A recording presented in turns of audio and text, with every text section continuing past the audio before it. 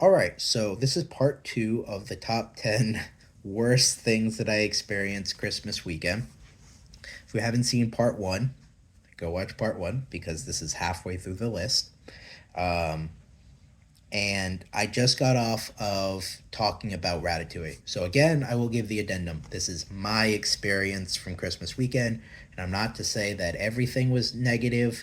I had a fantastic time on a lot of things. This might sound very nitpicky and complaining, but for someone who's gone to Disney as much as I have recently and in the past, these are the things that were standout kind of negatives from going Christmas weekend. So number six was actually pretty surprising. Was upset cast members. Cast members make the Disney experience fantastic, right? Like sometimes cast members can do a little bit of magic and make this better. Sometimes they ask you questions about like, well, where do you want to sit? Well, I didn't think about that. Thank you. Like, thanks for giving me the option. Or, I've talked with a lot of people, and I've talked on this channel before, giving the context of people that have made my day based on comments or singing or just being fantastic. But man, those cast members were so stressed on Christmas weekend.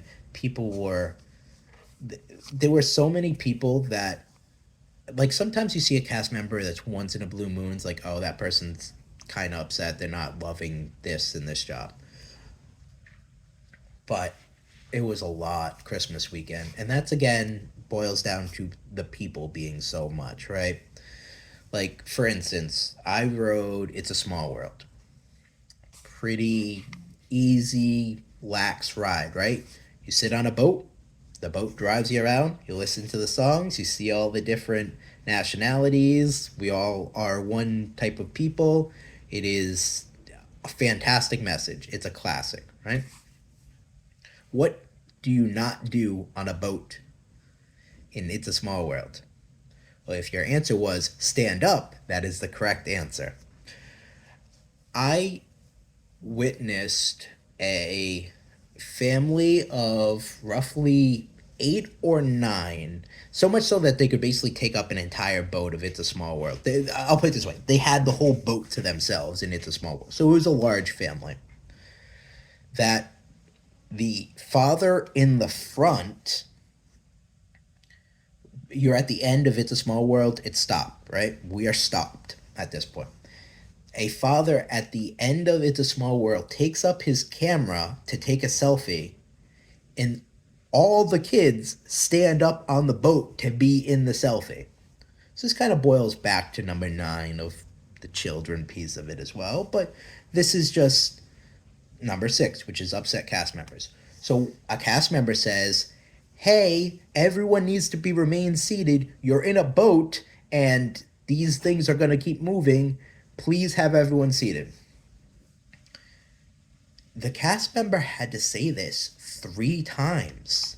And she had to physically come down to the side and say, you have to remain in that boat. You're posing a risk to the kids by standing up, or by the kids standing up, and they will have, like, this is not a request. They have to sit down.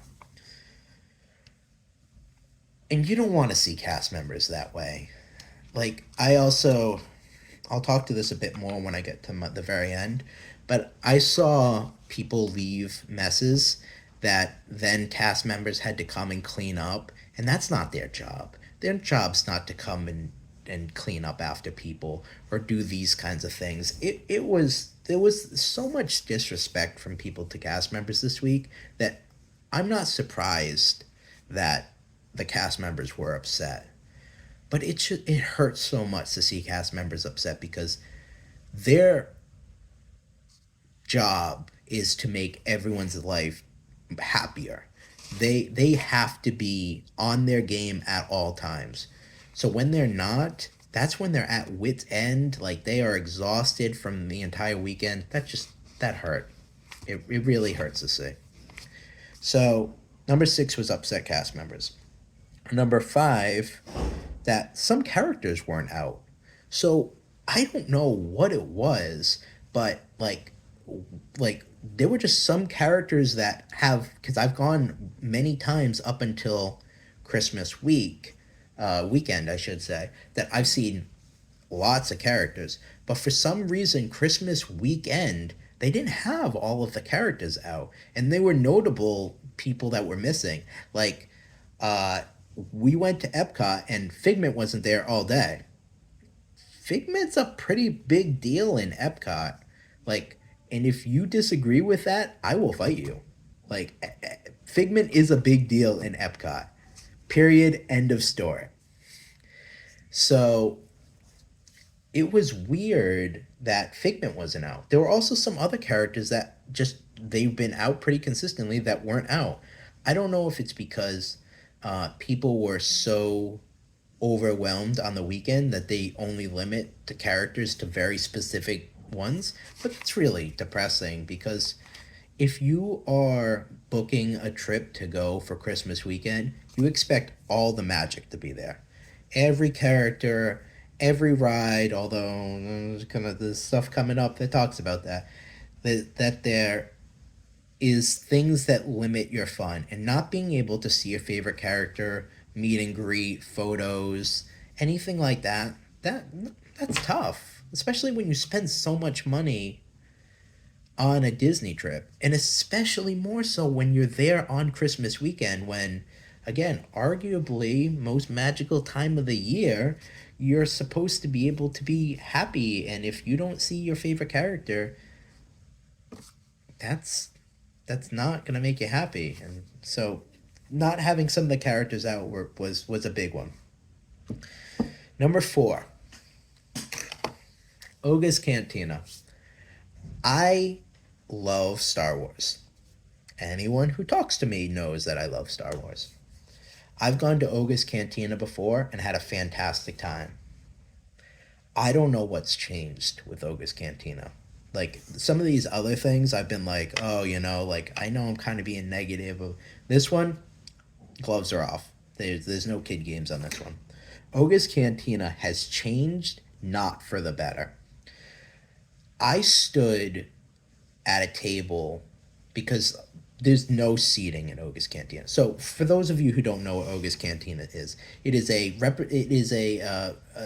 bar that is a representation of the cantina, the Mos Eisley's cantina from Star Wars, with some twists. It's a little bit new aged and things like that, but they pour pre-made drinks, pre-prepared drinks, and charge very high prices for those things because you're paying for the ambiance.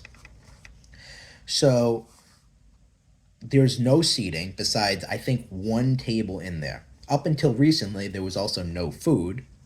So it was just you buy your drinks, you get out. You have 45 minutes. So this is a special kind of excursion.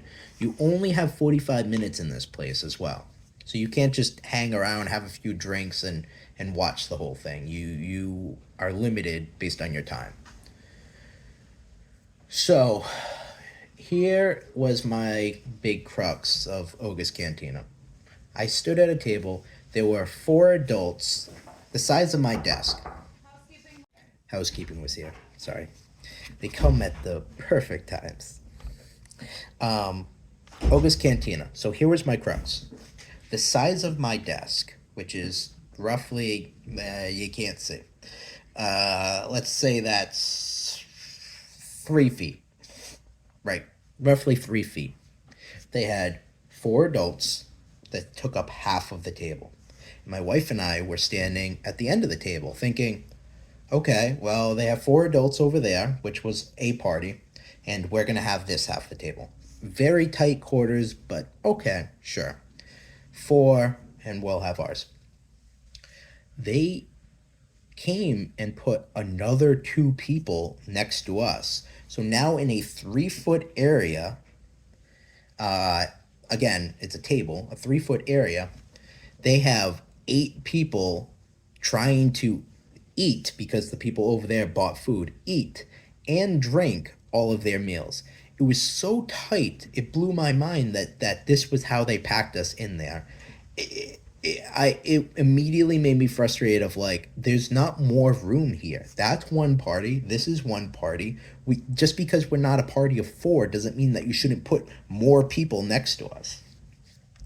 And the problem didn't stop there. So they put another two party that actually separated my wife and I because we were on the table. They put two people between us. So now we're sitting across from the table from each other having drinks. Not a big deal, but whatever. And then the next problem was we got our drinks, and I got the jet fuel, which I haven't gotten before, but it was, I don't know, 15 to $18. It was yay big. I've never seen such a small pour. Well, I have, but that's like extremely high end alcohol. I've never seen such a small pour for such a high amount of money for that. And it was okay.